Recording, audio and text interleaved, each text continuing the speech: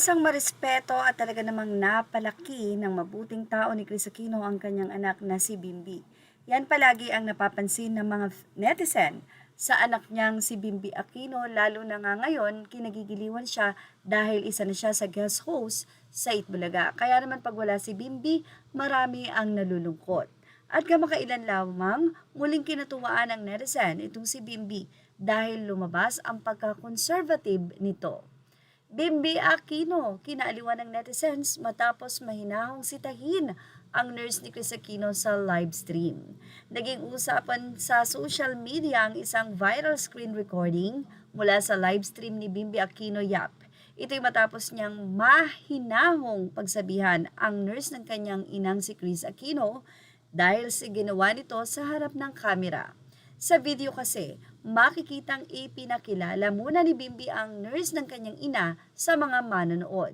This is Mama's nurse. She's from Tarlac.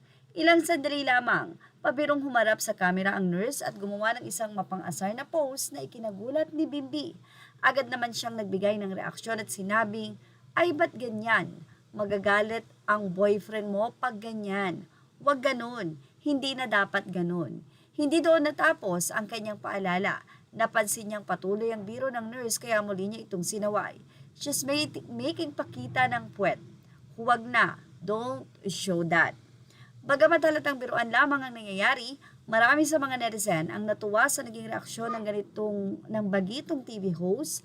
Ayon sa kanila, makikita sa kilos ni Bimbi ang kanyang pagiging konserbatibo at ang pagpapahalaga niya sa pagiging maayos ng asal, lalo na kapag nasa harap ng publiko o nasa isang live broadcast. Marami rin ang nagkomento na tila hindi komportable si Bimbi sa mga sexy o mapang-akit na kilos sa harap ng kamera. May ilang netizens na nagsabing kahanga-hanga ang kanyang pagiging prangka, ngunit magalang sa pagsita. Habang ang iba naman ay nagsabing nakadagdag ito sa kanyang natural na pagiging cute at responsible. Hindi ito ang unang pagkakataon na naging usap-usapan si Bimbi dahil sa kanyang personalidad.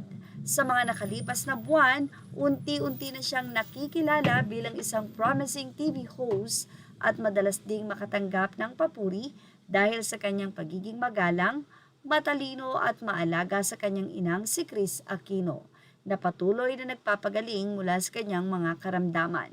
Patuloy namang sinusubaybayan ng publiko ang mag-inang si Chris at Bimbi at maging ang kanilang mga simpleng sandali sa social media ay mabilis na nagiging viral dahil sa ipinapakita nilang malapit na samahan at pagiging totoo sa harap ng kanilang mga taga-suporta. Images are all credit to the rightful owners. Thank you for watching Showbiz Now. Please like, share, and subscribe.